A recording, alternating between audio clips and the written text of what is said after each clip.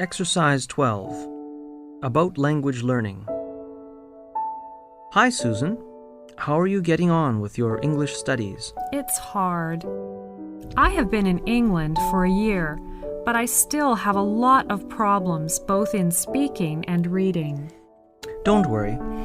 You have to be patient and practice them more.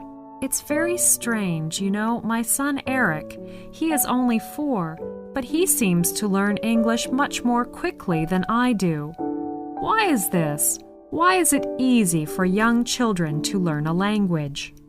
That's a good question. I think part of the answer is that children have so many needs. They need to be helped by grown-ups. They have to make their needs known. And they are always watching the effect of what they say and trying new ways of getting what they want. Children are learning new things all the time. I agree with you. We adults need to learn new things as well, especially when we settle in a foreign country.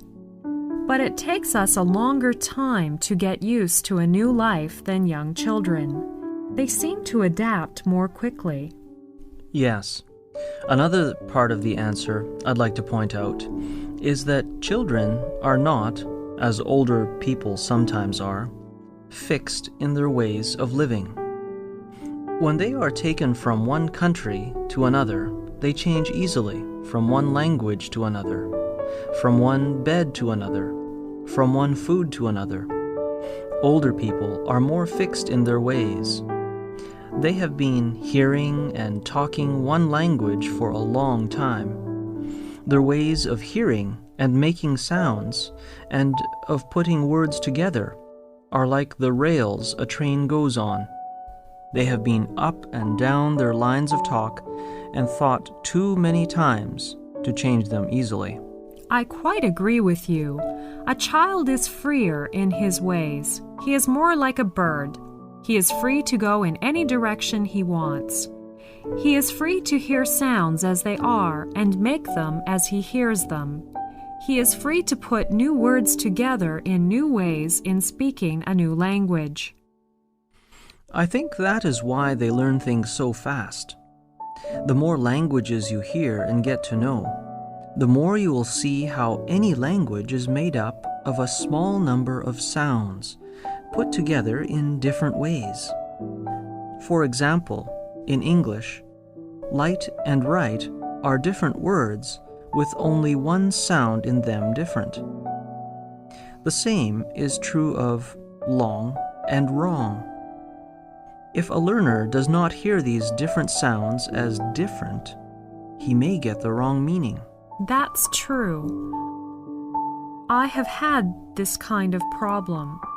6 months ago, I was asking the way to the station. The man told me to turn to the right, but what I thought he said was to turn at the light, so I tried to find the light. It took me hours to get to the station. I'm sorry to hear that.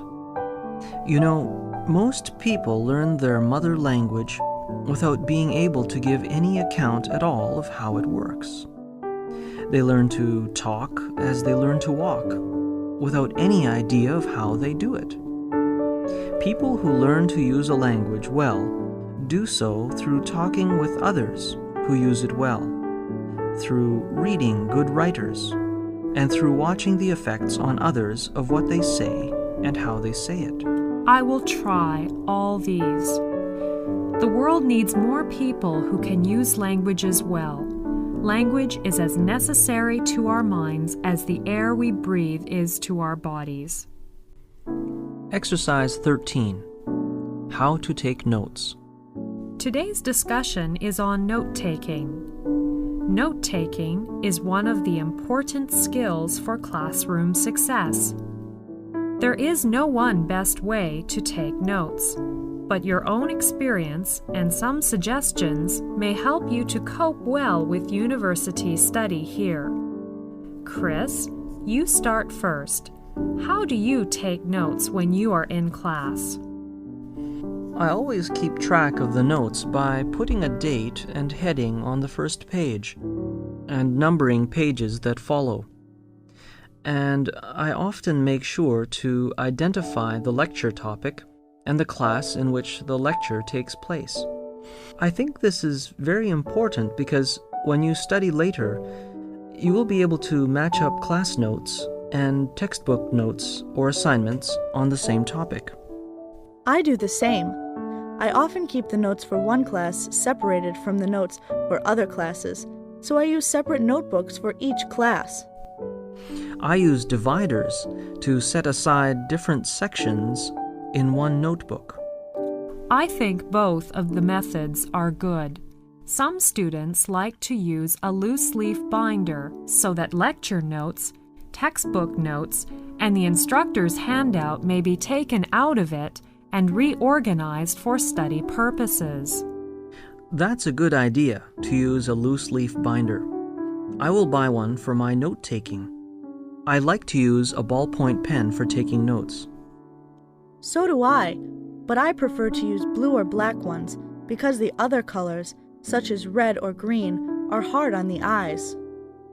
It's a good idea to use a ballpoint pen because pencils fade easily, and a pen sometimes blurs and soaks through the paper.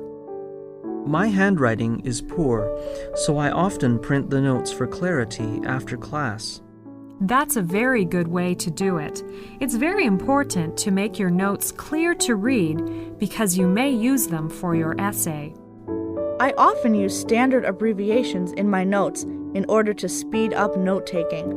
For example, intro for introduction, info for information, dept for department. This is one way to speed up your writing. You can also make up some of your own words or phrases that you use often. Make a key for your abbreviations so you won't forget what they mean. Okay, I will try next time. I often copy anything that is written on the board or on overhead transparencies into my notes because I find test questions often come from material that is presented in these ways. Really? I hadn't noticed that.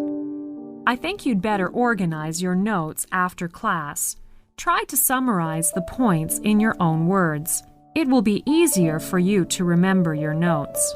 That is a good suggestion. Another suggestion is that you should review your notes to fill in gaps while the information is still fresh in your mind. The purpose of taking notes is to help you remember information. When I seem to be missing something, I often compare notes with my classmate or see the instructor. That's the way to do it. Thank you very much for your time. I think new students may use and adapt some of your good methods for note-taking into their own study.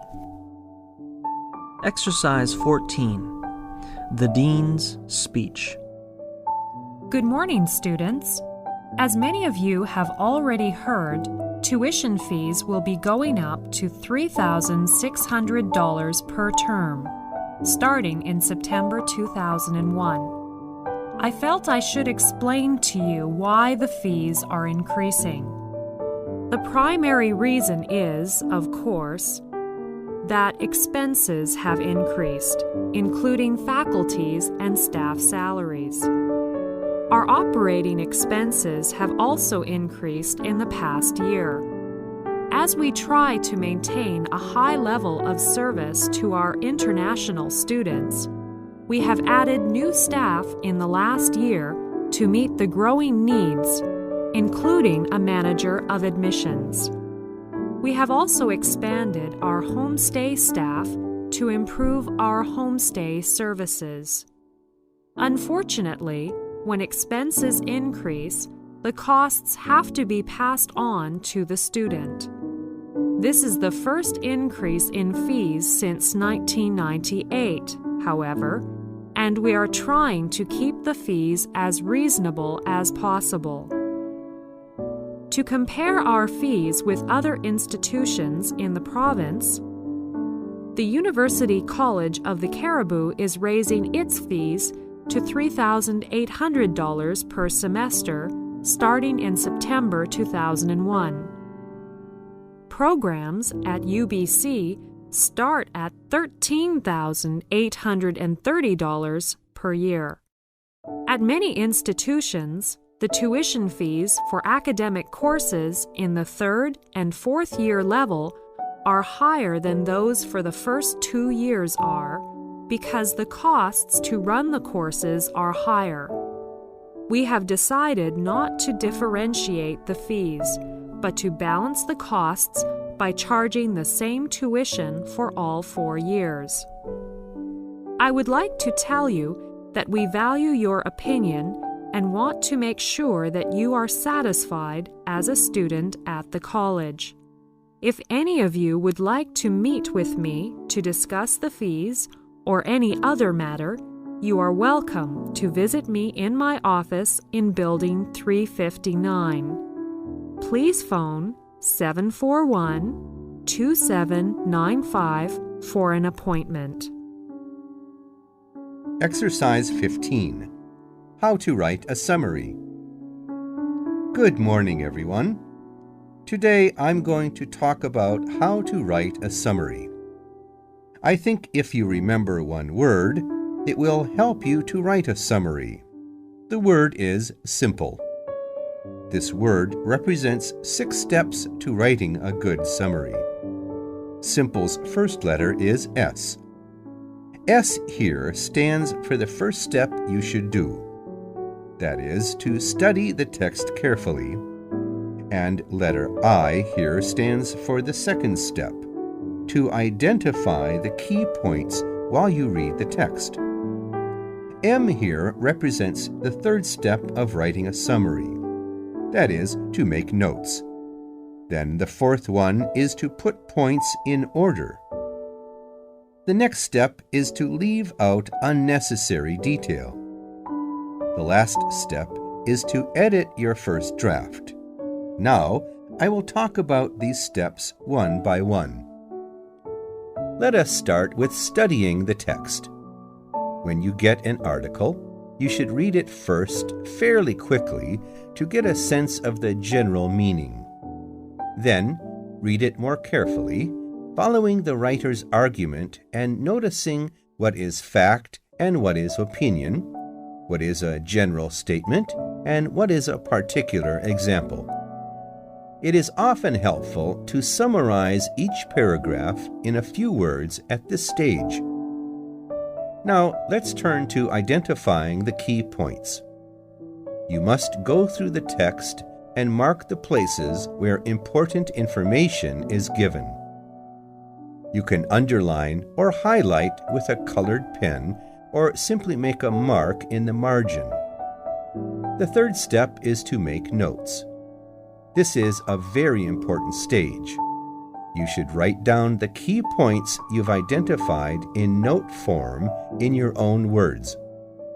This is also especially important in an exam because the examiner needs to know you understand what you have written and that you are not just copying from the text. Let's turn to the fourth step, to put points in order. You should look at the list of points you have made and see if there are any which go together. Then decide the best order to put the points in. Number the points in order. Now, let's look at the next stage. Leave out unnecessary detail. This stage is much like the tailor who cuts off unnecessary parts for making clothes. You should choose the important facts and get rid of unnecessary detail. The last stage is to edit your first draft. You should check the spelling and grammar, counting the number of words. If you have many fewer than the limit, you should add in something, so it is important to check the original text again. If you have more than the limit, look for ways of combining points in one sentence or of losing words here and there. If you follow the word simple, it may help you to make a good summary in an academic essay.